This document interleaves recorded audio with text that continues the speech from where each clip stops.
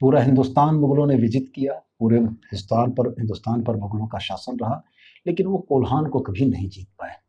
इसने अपने जीवन शैली में हस्तक्षेप को कभी नहीं स्वीकारा और यह प्रतिरोध की धरती रही। और प्रतिरोध विभिन्न कालखंडों में अलग अलग परिस्थितियों में उभरता रहा, लेकिन यह था कि मन से झारखंड के लोगों ने कभी भी किसी बाहरी हस्तक्षेप को स्वीकार नहीं किया। एक झारखंडी होने के नाते हमको अपने समकालीन उन इतिहासकारों से भी निश्चित रूप से रोष है कि झारखंड के इस संघर्ष को इतिहास के पन्नों में जो जगह मिलनी चाहिए थी, हमारी अपेक्षाएं। गुरु जी का परिवार दाने दाने के लिए मोहताज हो गया, पढ़ाई लिखाई सारी कुछ चीज़ें छूट गई। अब संघर्ष का रास्ता सामने में था, लेकिन एक ऐसे पिता का बेटा जिसने अन्याय के समक्ष झुकना नहीं सीखा था, गुरु जी के भी आंदोलन की शुरुआत अपने गांव से ही हुई। शिबू सोरेन के चरित्र को जितना मैंने देखा और समझा है, वो विशुद्ध अहिंसावादी व्यक्ति हैं। वो किसी भी अन्याय प्रतिकार का बदला हिंसा से लेने ये मतलब जीवन से सीखा या कोई था उनका भी सहयोगी साथी? एक संथाल परिवार में जन्म लेने के बाद भी शिबू सोरेन ने जीवन में कभी मांसाहार नहीं किया। अच्छा, कभी नहीं? कभी नहीं। और शिबू सोरेन ने कभी भी जीवन में शराब को हाथ नहीं लगाया। सोनोद संथाल समाज, शिवाजी समाज और राय बाबू की मार्क्सवादी समन्वय समिति, ये तीनों लोगों ने बैठकर सोचा कि अब इस आंदोलन को एक बड़ा स्वरूप देने का समय आ गया है। नमस्कार, मैं हूं अजय प्रकाश और आप देख रहे हैं जनज्वार। दोस्तों, इस वक्त हमारे साथ झारखंड सरकार के वरिष्ठ मंत्री सुदीव्य कुमार सोनू हैं। आज हम झारखंड की उस ऐतिहासिकता, विरासत और बलिदान पर बात करेंगे जहां से पिछले 35 वर्षों के संघर्ष से जेएमएम खड़ी हुई और खड़ी होने की प्रक्रिया में जो सिपाही शामिल थे उनमें एक सुदीव्य कुमार सोनू भी। बहुत धन्यवाद। आपके माध्यम से आपके दर्शकों का अभिनंदन। सवाल ये है कि आपका लंबा सफर रहा सांगठनिक जेएमएम के साथ, और अब तक की जो पूरी यात्रा है, देश यह जानना चाहेगा कि जब नींव पड़ी जेएमएम की और वह जो बलिदान, जो शहादत रही, उस यात्रा के महत्वपूर्ण मोड़ क्या क्या रहे आपके हिसाब से? अगर झारखंड राज्य की सामाजिक, सांस्कृतिक, ऐतिहासिक पृष्ठभूमि को समझना है तो झारखंड मुक्ति मोर्चा एक बहुत छोटे कालखंड का प्रतिनिधित्व करता है। अगर आप ऐतिहासिकता की बात करेंगे तो जब मुगलों के शासन में ये पूरा देश था, झारखंड भी अपने प्रतिरोध की शक्तियों के साथ, कोल्हान के लोगों ने मुगलों की अधीनता कभी नहीं स्वीकारी। पूरा हिंदुस्तान मुगलों ने विजित किया, पूरे हिंदुस्तान पर मुगलों का शासन रहा, लेकिन वो कोल्हान को कभी नहीं जीत पाए। तो आप बुनियादी कारक अगर इस राज्य की सांस्कृतिक, ऐतिहासिक, राजनीतिक विरासत को समझना चाहते हैं तो मेरे नज़र में उसको अगर कम शब्दों में या 2 वाक्य में समेटने की बात अगर आती है तो मेरा बड़ा स्पष्ट मानना है कि झारखंड की धरती, इसने अपने जीवन शैली में हस्तक्षेप को कभी नहीं स्वीकारा और यह प्रतिरोध की धरती रही। और प्रतिरोध विभिन्न कालखंडों में अलग अलग परिस्थितियों में उभरता रहा, लेकिन यह था कि मन से झारखंड के लोगों ने कभी भी किसी बाहरी हस्तक्षेप को स्वीकार नहीं किया। मुगलों का कालखंड हो, अंग्रेजों का कालखंड हो और उसके बाद आज़ाद भारत की सरकारें हों, ये लगातार इन कालखंडों में यहाँ के स्थानीय निवासियों के विद्रोह चलते रहे। और एक झारखंडी होने के नाते हमको अपने समकालीन उन इतिहासकारों से भी निश्चित रूप से रोष है कि झारखंड के इस संघर्ष को इतिहास के पन्नों में जो जगह मिलनी चाहिए थी, हमारी अपेक्षाएं। अगर कुछ हम गिनती में बात करें कि क्या क्या वो महत्वपूर्ण पड़ाव हैं जिसकी कसक दिल में रह जाती है, जो इतिहास के बड़े पन्नों में बड़े ही मानिंद तरीके से दर्ज होना चाहिए था, वो आज तक के इतिहास में नहीं दर्ज हुआ है। बलिदान, संघर्ष, प्रतिरोध की कहानियां झारखंड के चप्पे चप्पे में, और कोई इलाका झारखंड का ऐसा नहीं है जहां पर प्रतिरोध ना हुआ। कोल्हान, हमने बताया कि मुगल कालीन सत्ता के खिलाफ कोल्हान झुका नहीं और कोल्हान ने कभी मुगलों के शासन सत्ता को नहीं स्वीकारा। अंग्रेजों के कालखंड में भी विभिन्न इलाकों में बहुतेरे संघर्ष और विद्रोह हुए जिनको संकलित करने की जरूरत नहीं। सेरेंसिया की घाटी में पोटो हो हमारे अनसंग हीरो हैं जिन्होंने अंग्रेजों के विरुद्ध लड़ाई लड़ी और उस घाटी की निर्णायक लड़ाई में अंग्रेज भी मारे गए, अंग्रेज सिपाही भी मारे गए और हमारे भी बलिदानी हुए। जिक्र मैं कर रहा था शहीद वीर बुद्धू भगत का। 1832 की उनकी शहादत दर्ज है। अभी विवाद हुआ था अभी हाल में जब विश्वविद्यालय का नाम बदला। 1832 की साल की शहादत उनके लिए दर्ज। उससे आगे हम लोग अगर आते हैं तो 1855 में हूल विद्रोह हुआ। संथाल में तिलका बाबा के नेतृत्व में तमाम मूलवासियों ने, सिर्फ आदिवासी उसमें नहीं थे, यहाँ के मूलवासी रैयत थे, लोहार थे, कमार थे, बढ़ई थे, यहाँ के तेली थे, उन तमाम लोगों ने अंग्रेजों की उस नीति के खिलाफ, जिसमें जमीनों से बेदखल किया जा रहा था यहाँ के स्थानीय मूल निवासियों को, एक बड़ा संघर्ष किया। अनुमानित आंकड़े कहते हैं कि 20,000 से ज़्यादा लोग उस संघर्ष में मारे गए। बाबा तिलका माझी को भागलपुर में फांसी पर लटका दिया गया। अब ये इतना बड़ा दुर्भाग्यपूर्ण है कि 1855 का वह संघर्ष जो भारत के प्रथम स्वतंत्रता संग्राम से 2 वर्ष पहले था, जिसमें इतने लोगों ने अपने प्राणों की आहुति दी, इतिहास के पन्नों में उसको जायज स्थान नहीं मिला। कहानियां संथाल परगना के बहुतेरे इलाकों में, साहबगंज, गोड्डा, पाकुड़, दुमका और अविभाजित बिहार का तत्कालीन भागलपुर, चूंकि प्रशासनिक केंद्र वही होता था, वहां अनगिनत कहानियां बिखरी इन बातों की कि संथाल हुल के विद्रोह में कहां पर अंग्रेजों का दमन किस तरीके से चला था। तो हमें इसी बात की बड़ी तकलीफ है कि हमारे पूर्वजों के संघर्षों को इतिहास के पन्नों पर वो उपयुक्त जगह नहीं मिली। और हम यह मानते हैं कि इस प्रतिरोध की धरती ने समय समय पर अपना अपना प्रतिरोध दर्ज किया है। आज़ादी 1947 में हम लोगों को मिली। हमारे बहुतेरे स्वतंत्रता सेनानियों ने भारत के अलग स्वतंत्रता संग्राम में हर जगह लड़ाइयाँ लड़ी। टिकैत उमराव है, शेख भिखारी हैं, पांडे गणपत राय हैं, बहुतेरे लोग। तो तात्पर्य कहने का यह था कि कहीं ना कहीं अलग राज्य का संघर्ष अगर वास्तविक तौर पर शुरू हम लोग माने, तो मेरी मोटी जानकारी में शोध लोग कर रहे हैं, मेरी मोटी जानकारी में 1928 का वह वर्ष है जब जयपाल सिंह मुंडा के नेतृत्व में सबसे पहली बार अलग राज्य की आजादी की लड़ाई एक संगठित संघर्ष के तौर पर आई। अच्छा, जयपाल सिंह मुंडा का आपने जिक्र किया, सुनता हूं मैं कि नेहरू के समकालीन थे और संघर्षों में थे, तो वो जिक्र इतिहास का भी आपने हल्का सा कहा कि वह अफसोस, वह टीस हमारे दिलों में है।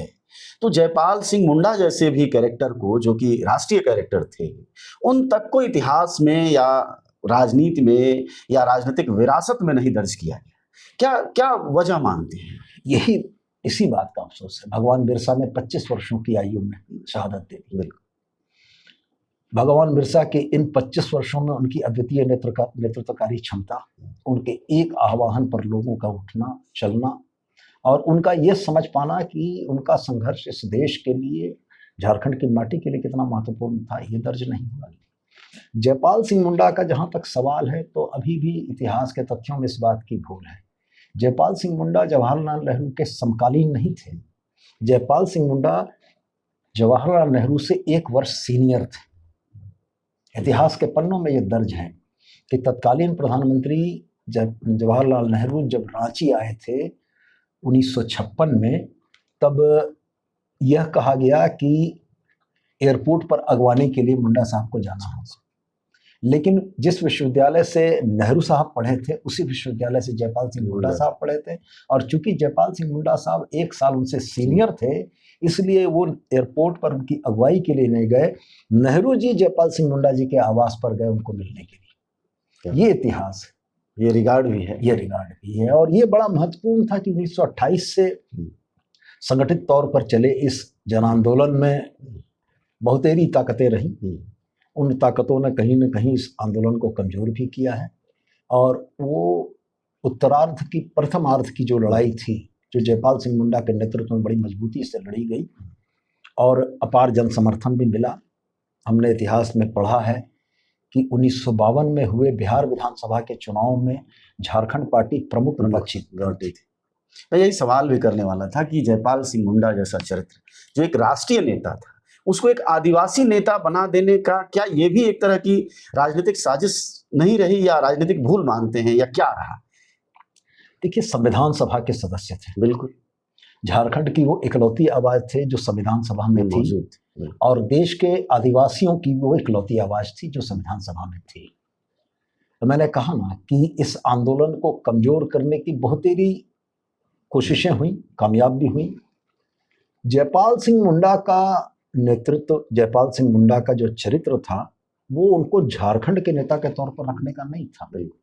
लेकिन यह बड़ा दुर्भाग्यपूर्ण रहा कि जब झारखंड पार्टी ने 1956 में कांग्रेस के साथ विलय का फैसला किया, उसी दिन जयपाल सिंह मुंडा की एंटिटी समाप्त हो गई।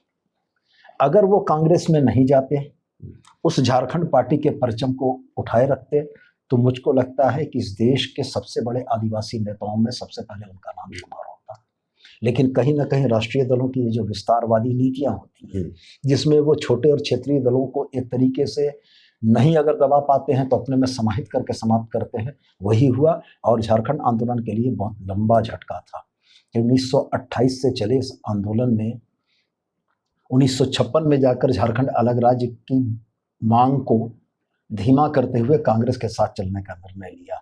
इसके बाद का जो समय था 56 से लेकर लगभग 65 के आसपास का, 65 तक ये आंदोलन बड़ी धीमी आंच में चलता रहा। छोटे छोटे ग्रुप छोटी छोटी सीमित जगहों पर इस लड़ाई को की अलख जगाए रखने में लगे रहे, लेकिन इसका सर्वव्यापी प्रभाव नहीं हो पाया।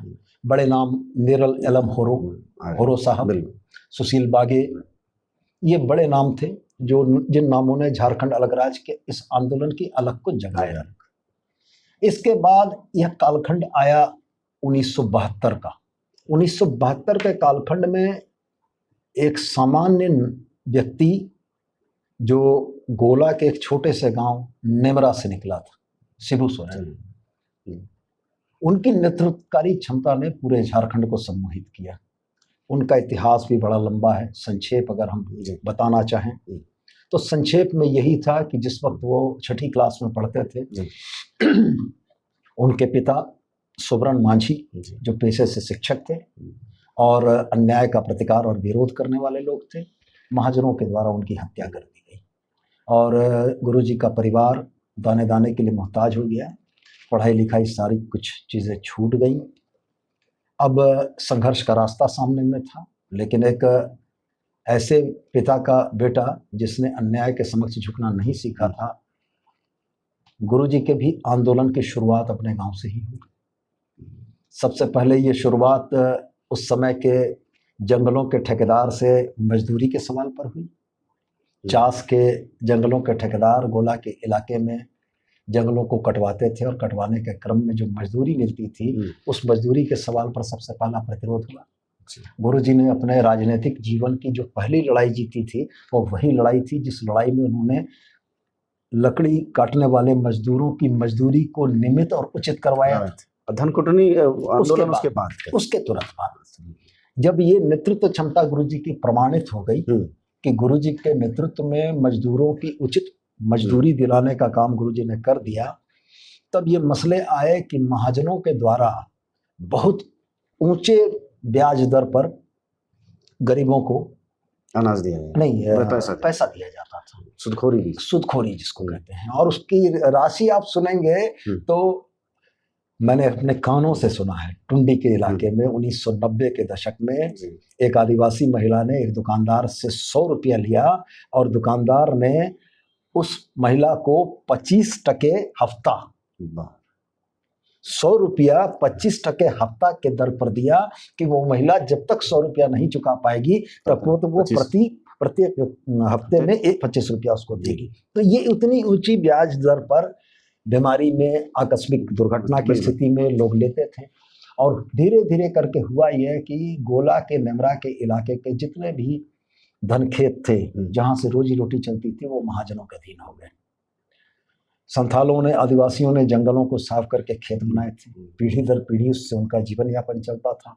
और उस दौर में महाजनों ने सुदखोरी के नाम पर, ब्याज के नाम पर, कर्ज के नाम पर वो खेत हड़प लिए। ये बातें युवा शिबू सोरेन को बड़ी चुभती थी। युवा शिबू सोरेन ने उसके बाद गांव के लड़के और लड़कियों का एक समूह बनाया और उस समूह के साथ योजनाबद्ध तरीके से जब धान की फसल 1-2 दिन के अंदर में कटने वाली है रात के अंधेरे में अचानक 100-200 लोगों का झुंड खेत में घुसता था और खेत में घुसकर धान को काट के, जिसका खेत था आधा उसको और आधा जो रात में धनकटनी में लगे हुए तमाम लोग थे, इनको बांट दिया जाता था, क्योंकि जमीन उसकी हो चुकी थी, महाजन की हो चुकी थी। और जो रैयत था, आधा धान रैयत को और आधा धान जो रात में काटने में लगे हुए थे उनको। ये मॉडल बड़ा सक्सेसफुल रहा। ये सक्सेसफुल मॉडल ये रहा कि इसके बाद महाजनों ने बीज देना, अदबटैया देना छोड़ दिया, और जब वो बीज अदबटैया देना उन लोगों ने छोड़ दिया तो वैसी स्थिति में अलिखित तौर पर वो जो खेत थे उसके मूल रैयतों के कब्जे में चले गए। तो गुरुजी का धनकटनी का जो आंदोलन था, इस आंदोलन की मूल भावना, मतलब जमीन वापस करा दी किसानों को, इनकी जमीन। बिल्कुल, कागज कलम में तो कुछ था नहीं। बस संथाल समुदाय एक तरीके से आप कहें तो बड़ा ईमानदार समुदाय है। अगर उसने 100 रुपया लिया है और कागज पर लिख दिया कि फलाना खेत का फलाना टोकरा जो है वो आपका। अच्छा, आप बातचीत जारी रखें, बीच में एक बात बताइएगा। जब महाजन के जरिए हत्या हो गई शिबू सोरेन के पिता की, तो उसके बाद एक युवा बदला लेना चाहता है, तो वो पॉइंट क्या था जब वह एक सामाजिक रूप से बदल गए कि सामाजिक संघर्ष में अपनी ऊर्जा लगा दी बजाय कि बदला लेने की? वो गुरु कौन थे, वो लोग कौन थे जिनके जरिए? नहीं, इसके बारे में तो बहुत मैंने सटीक जानकारी मेरे पास नहीं है, लेकिन हम एक बात के लिए आपको जरूर कह सकते हैं कि शिबू सोरेन के चरित्र को जितना मैंने देखा और समझा है, वो विशुद्ध अहिंसावादी व्यक्ति हैं। वो किसी भी अन्याय प्रतिकार का बदला हिंसा से लेने ये मतलब जीवन से सीखा या कोई था उनका भी सहयोगी साथी? नहीं, कई बार जीवन की प्रक्रिया से भी आदमी सीख लेता है। प्रक्रिया से हो सकता है, उनकी माता की तरफ से हो सकता है, क्योंकि एक संथाल परिवार में जन्म लेने के बाद भी शिबू सोरेन ने जीवन में कभी मांसाहार नहीं किया। अच्छा, कभी नहीं? कभी नहीं। और शिबू सोरेन ने कभी भी जीवन में शराब को हाथ नहीं लगाया। अच्छा, तो ये कहीं ना कहीं अपना हड़िया तो पीते रहे ना? अच्छा, कभी नहीं। तो एक भ्रम ये भी रहे कि पीते हैं। नहीं नहीं नहीं नहीं। अच्छा, कभी नहीं? कभी नहीं। आश्चर्यजनक जानकारी। जीवन में कभी शिबू सोरेन ने एक बूंद शराब नहीं चखी। जीवन में कभी शिबू सोरेन ने मांसाहार नहीं किया। आप कल्पना कर सकते हैं कि 70 के दशक का एक युवा आदिवासी, ठीक बात, अपने रिचुअल्स में जहां पर कि मांसाहार और शराब एक सामान्य चीज हो, उसको छोड़कर निकला। और इसी वजह से हमको ऐसा प्रतीत होता है कि लोकतांत्रिक तरीके से बदला लेने का उन्होंने एक रास्ता चुना कि यदि वो अपने पिता के हत्यारे को दंडित करते तो समाज का एक व्यक्ति। बिल्कुल। लेकिन जो महाजनी और धनकटनी का विरोध, महाजनी के विरोध में धनकटनी का जो आंदोलन उन्होंने चलाया, उसमें उस पूरे के पूरे तबके को उन्होंने एक तरीके से जगह पर ला दिया और रैयतों की जमीन वापस करवा दी। तो हमें लगता है कि कहीं ना कहीं गुरुजी की ये एक संत की छवि है। माने आंदोलन के चरम दिनों में हम लोग ये बराबर सुनते थे, ये 80-90 के दशक में, कि बच्चे बीमार होते थे, महिलाएं बच्चे को लेकर गुरुजी के पास जाती थी और गुरुजी खाली माथा छू देते थे, वो बच्चे ठीक हो जाते थे।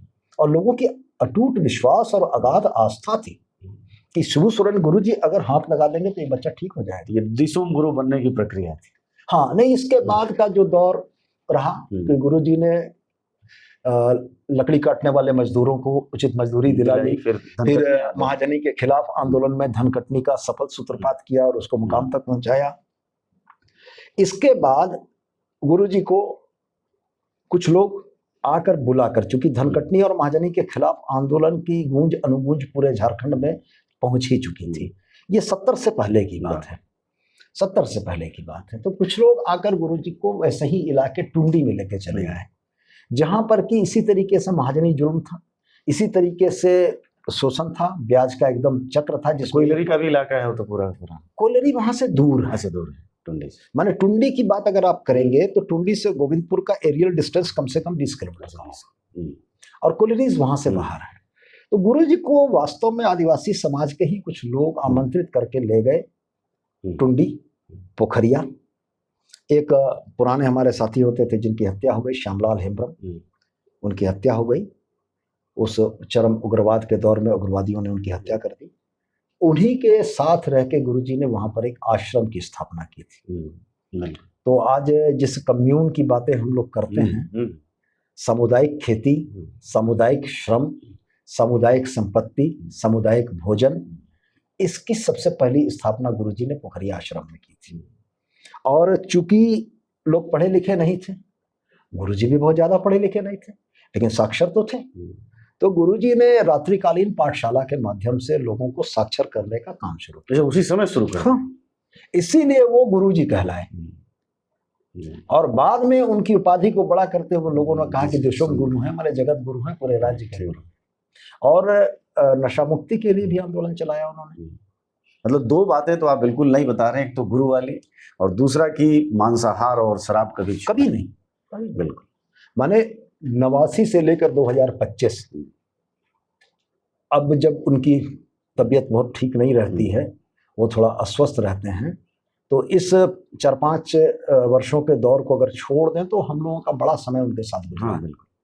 और मेरा बहुत समय गुजरा है, तो हमने उनको नज़दीक से बारीकी से बहुत जाना है। और उनके जीवन की कुछ अकथनीय कहानियां अगर हमको ज्ञात हैं तो उसके पीछे भी कारण यही है।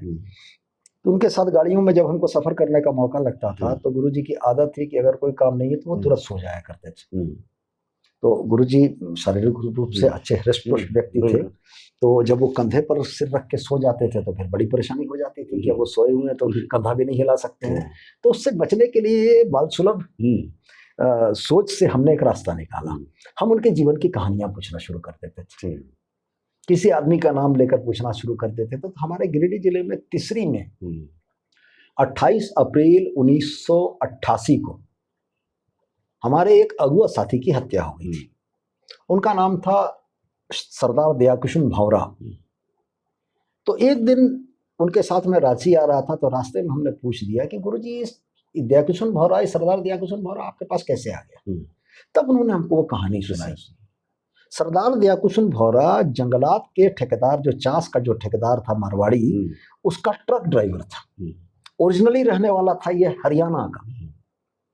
और जब गुरुजी ने जो आंदोलन किया था उचित पारिश्रमिक के लिए, उस समय गुरुजी के आंदोलन से प्रभावित होकर सरदार दयाकिशुन भौरा ने ट्रक की ड्राइवरी छोड़ दी और गुरुजी का न्यायी हो गया, आश्रम में रहने लगा। उसके बाद गुरुजी ने उसके लिए एक आश्रम की स्थापना की जो तिसरी में था। गिरिडीह जिले के तिसरी प्रखंड के गांव का नाम है जेलगोड़ा। जेलगोड़ा में एक आश्रम की स्थापना की और सरदार साहब वहीं जाके रहने लगे। वहां भी गुरुजी के पैटर्न पर महाजनी, अफसरों को पेड़ में बांध कर मारना, महाजनों के खिलाफ आंदोलन करना, वहां भी वही चीजें हुई कि महाजनों ने संगठित होकर अपराधियों के माध्यम से उनकी हत्या करा दी। तो सरदार दयाकिशुन भौरा के ओरिजिन या उसकी कहानी वो गुरुजी के मुंह से हमने सुनी। आदिवासी अफसरों का, झारखंड के आदिवासी अफसरों को गुरुजी को बहुत समर्थन मिला। एक बर्नाड किचिंगिया बोल के उस समय दरोगा हुए करते थे, टुंडी थाना के प्रभारी। गुरुजी के ऊपर धनकटनी के लगभग 170 से ज्यादा मुकदमे दर्ज थे। और गुरुजी के राजनीतिक कौशल और प्रभाव को कई एक लोगों ने समझा था, जिसमें सबसे पहले समझने वाले थे विनोद बिहारी महतो। विनोद 1973 में आ गए थे साथ में। बातचीत पहले से थी। 1973 में तो औपचारिक एक फोरम का गठन 73 में तो गिरिडीह की स्थापना हुई। 72 में 4 फरवरी 1972 में गोल्फ ग्राउंड में झारखंड मुक्ति मोर्चा की स्थापना हुई। बातचीत उससे पहले से थी। विनोद बाबू सीनियर आदमी थे तो गुरुजी उनको बाबू कहते थे, नाम से नहीं पुकारते थे, बाबू बोलते थे। और विनोद बाबू की कहानी भी गजब की थी कि पेशे से वकील थे और CCL BCL के विस्थापितों का मामला लड़ते थे। आर्थिक रूप से बहुत संपन्न आदमी थे और अपने समाज के प्रति बड़ा प्रतिबद्ध आदमी थे। तो वो एक सामाजिक संगठन चलाते थे जिसका नाम था शिवाजी समाज। अच्छा। जो कुर्मियों का एक संगठन था। तो शिवाजी से नाम लिया था। हाँ, शिवाजी को चूंकि कुर्मी मानते हैं। यहाँ के लोग अपने टाइटल में महतो की जगह पटेल लिखते हैं। अच्छा, ठीक है। और ये मानते हैं कि शिवाजी कुर्मी जाति के हैं, तो इस वजह से वो शिवाजी समाज के नाम से वो चलाते थे। गुरुजी एक सामाजिक संगठन चलाते थे संथालों का, जिसका नाम था सोनोत संथाल समाज। सोनोत संथाल समाज।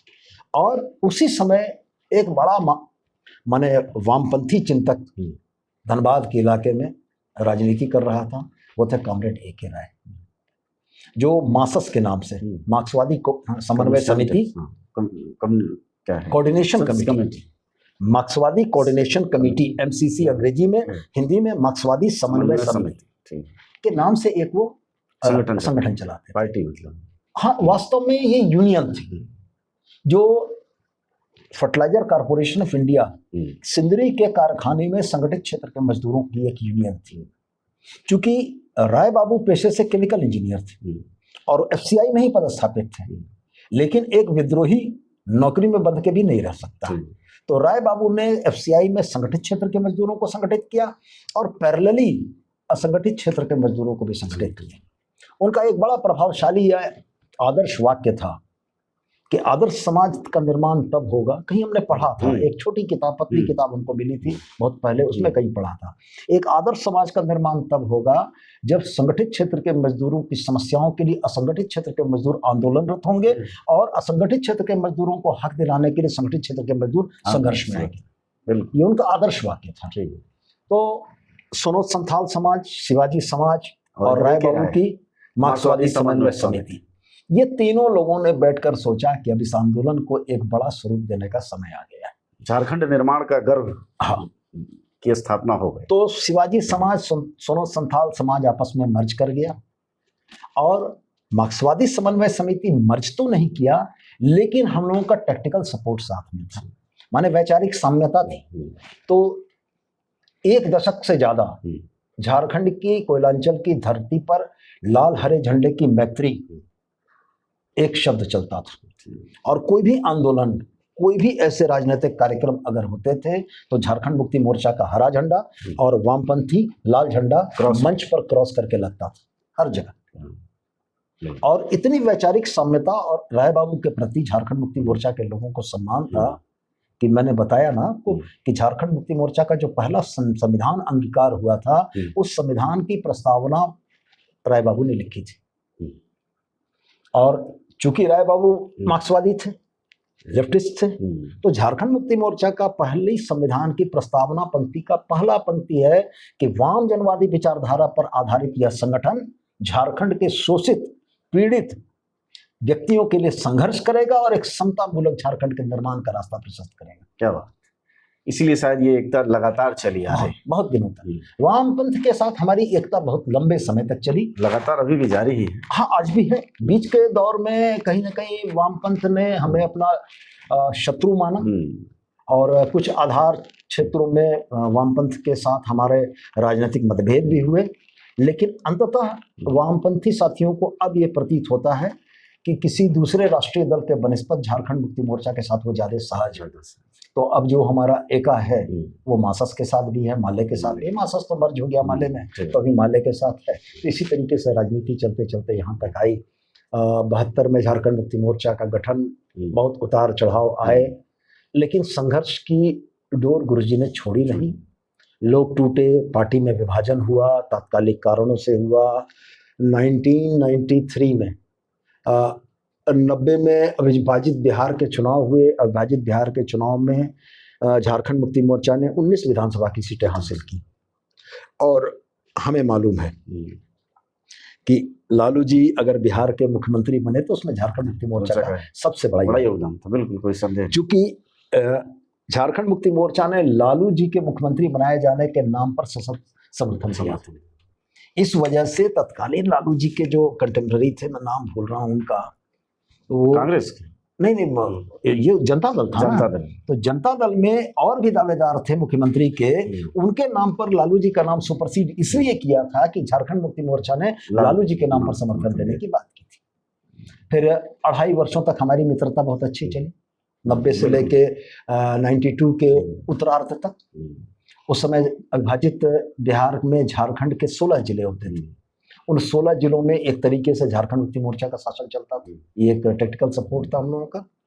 लेकिन अलग राज्य के आंदोलन के मुद्दे पर बिहार विधानसभा से एक प्रस्ताव पारित कराने के सवाल पर झारखंड मुक्ति मोर्चा और तत्कालीन जनता दल के बीच में मतभेद उभर आए। गुरुजी ने समर्थन वापसी की घोषणा कर दी।